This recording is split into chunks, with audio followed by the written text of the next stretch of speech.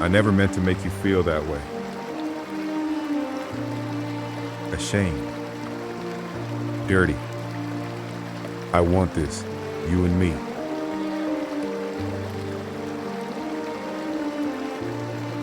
I'm sorry. 3 days had crawled by. Sheldon told himself he was too busy. Depositions, hearings, family dinners. But the truth sat heavy. He had been avoiding Jeremiah. Still, he knew sooner or later he would have to face him. Things couldn't go back to how they were. Not after that night. When he finally knocked on the studio door, the last thing he expected was for it to open to a girl. She looked young, barely grown, braids falling over her shoulders. She blinked at him, wary. "Who are you?" Sheldon asked, his tone sharper than he intended. "I'm Aniyah," she said, Jeremiah's friend. Something in Sheldon snapped tight. Anger surged hot and sudden. Jeremiah had let someone into their space, into his studio. That wasn't part of the deal. This was supposed to be their secret world, untouched, unseen. "Where's Jeremiah?" Sheldon demanded. Aniyah shifted, her mouth pressing thin. "I haven't seen him in 3 days. We got into a fight." Sheldon's stomach turned. About what? She hesitated, glancing down before blurting out, "I found out he was using drugs." "What kind of drugs?" Sheldon pressed, his voice low and dangerous. Aniyah's shoulders sagged. "Crack." The word hit him like a blow. For a moment, Sheldon just stared, disbelief twisting inside him. Not Jeremiah. Not his Jeremiah. "Where is he now?" he asked, almost a plea. Aniyah shook her head. "I don't know." Sheldon looked around the studio. He reached for the notepad on the dresser, scribbled his number, and thrust it into Aniyah's hand. "Call me if you hear from him," he said. Voice clipped. And then he was gone, rushing out the door, the weight of Jeremiah's absence pressing harder than he wanted to admit. Sheldon drove without thinking, his tie yanked loose. The streets blurred by, but his mind was sharp, fixed on one thought: find Jeremiah. He started where he knew Jeremiah had once haunted, corners of Midtown, where young men stood too still beneath the neon lights. But Jeremiah wasn't there. He tried the bus stop by the shelter, where kids too young for street life nodded off on the benches. Not there either. With each block, Sheldon's anger curdled into something darker. He told himself it was fury that Jeremiah had broken their deal, let a girl into the studio, hidden his addiction. But underneath, fear gnawed at him. Fear that Jeremiah was gone. By midnight, Sheldon pulled his Lexus into a side street near the abandoned apartment complex he had heard whispers about. The so-called drug den. The building sagged, windows broken, graffiti climbing the walls. A place he never should have known existed. Yet, here he was, a man in the tailored suit, stepping into another world. Inside, the air was thick, sour. A group huddled in the hallway, passing a pipe. Heads turned when Sheldon entered, suspicious eyes narrowing. He ignored them, scanning every face, every corner. "Yo," he said, his voice cracking against the walls. "Anybody seen Jeremiah? Average height? Cornrows." He stopped himself. Jeremiah didn't even wear them neat anymore. Young, brown skin, slim build, a man with a crooked smile and gold tooth leaned against the wall. "Depends who's asking." Sheldon's chest tightened. He realized then how out of place he was here. His watch glinting, his shoes too clean, his whole life written on him like a target. but he didn't back down. "I'm asking." The man grinned wider, shaking his head. "You looking for Jeremiah, huh?" "Boy's been around, but you best watch yourself. Street's got a way of eating folks like him alive, and men like you, too." Sheldon swallowed hard, anger and dread warring in his chest.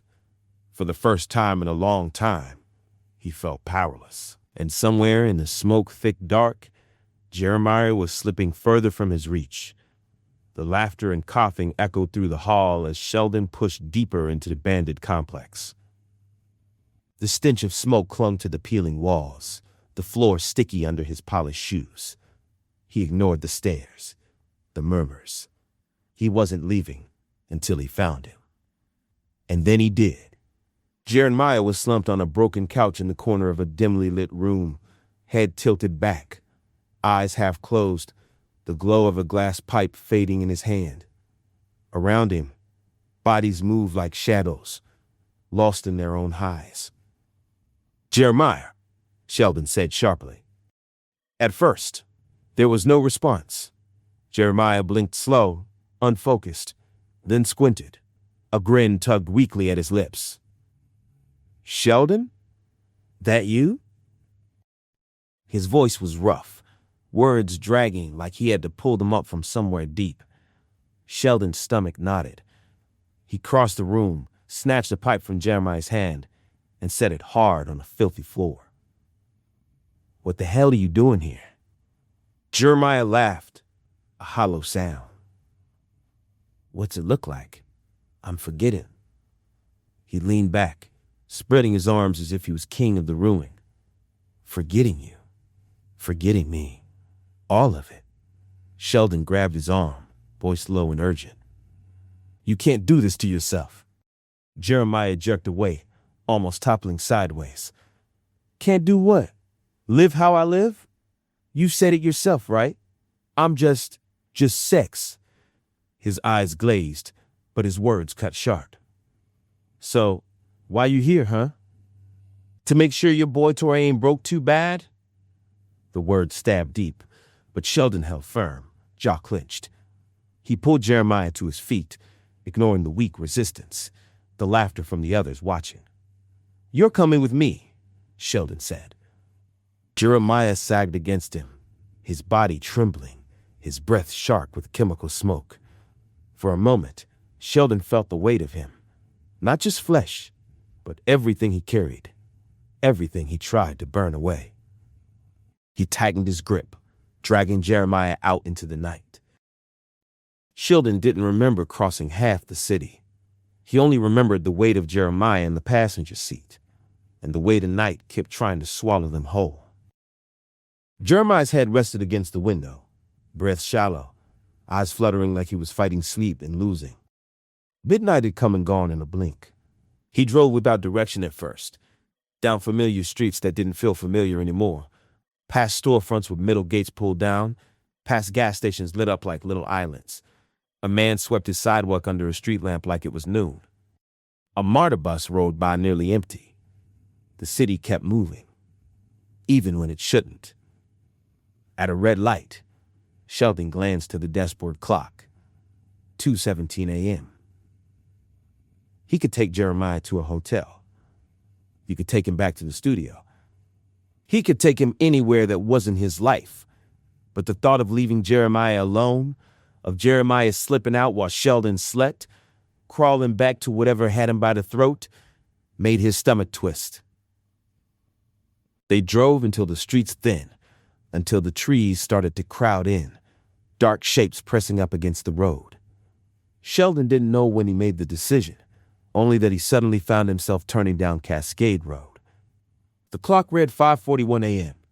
Sheldon's hands tightened on the wheel as he steered the Lexus toward Cascade Heights, the part of the city he kept walled off as sanctuary.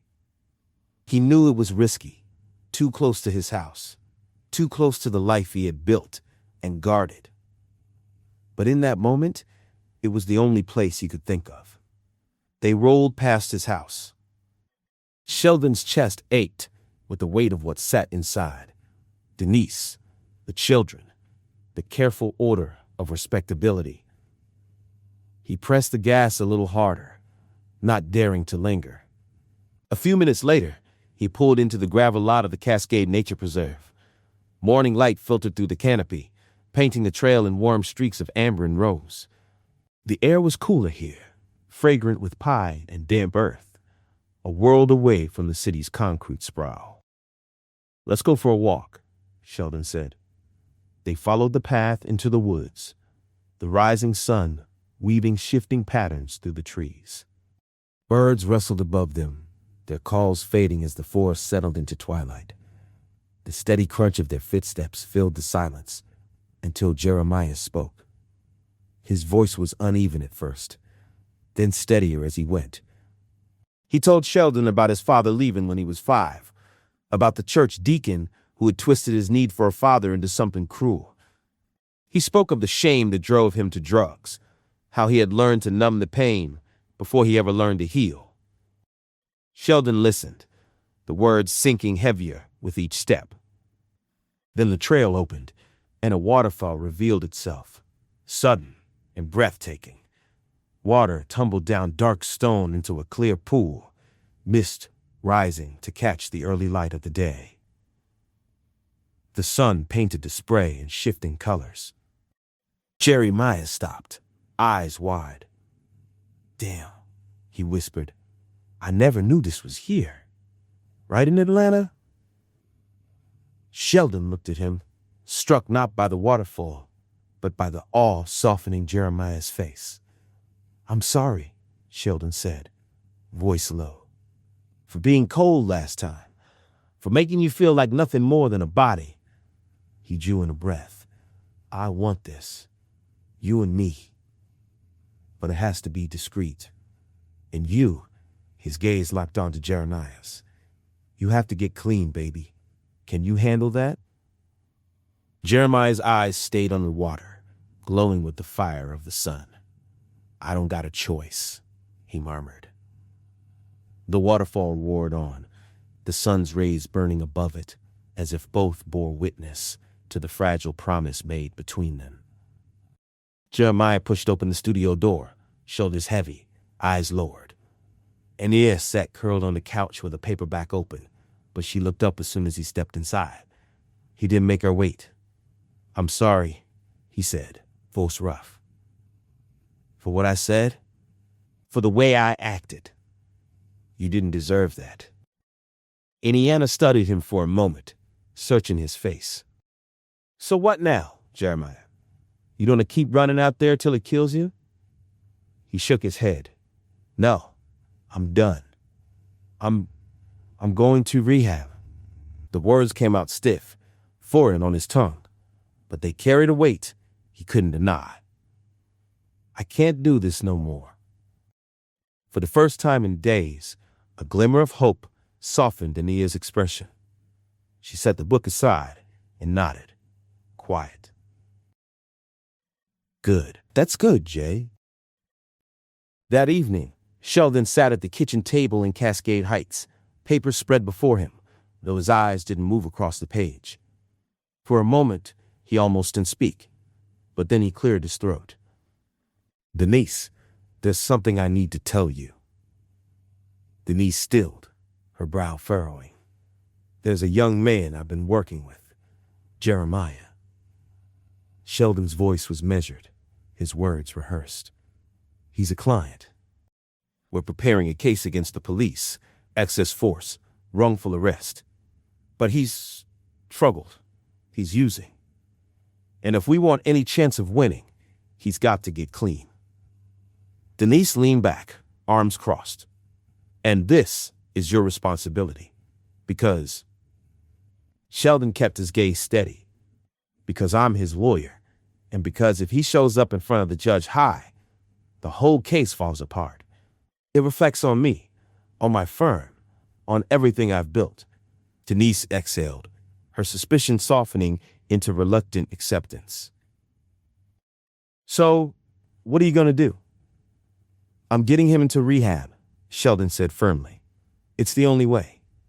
Denise studied him a long moment before nodding. "Then, I hope it works. for his sake and yours. The rehab center sat on the edge of the city, tucked behind tall gates and a line of pines that muffled the sound of traffic.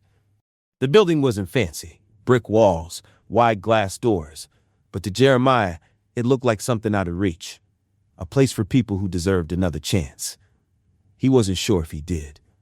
Aniyah walked beside him up the steps, her hand brushing his elbow.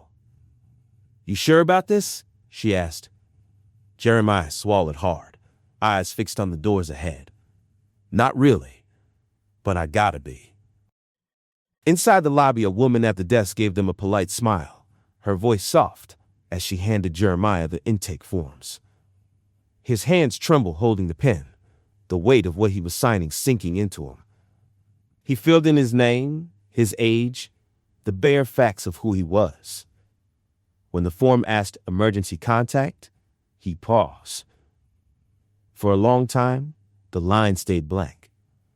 Then, almost without thinking, he wrote, Aniyah Johnson. A counselor came to meet him, a woman with kind eyes and a clipboard tucked under one arm. "Jeremiah, come on back. We'll get you settled." Jeremiah stood, his legs heavy. He looked back once at Aniyah, who gave him a nod, steady and sure. The counselor led him down a quiet hallway, past doors with names on them, the sound of faint voices drifting from a group session nearby. Each step felt like walking deeper into something he wasn't sure he could climb out of. His chest tightened with fear, but under it was something else, resolve. He thought of Sheldon's ultimatum, of Aniyah's faith, of the hollow nights chasing smoke until nothing mattered. Maybe this was his chance, maybe the only one he'd get.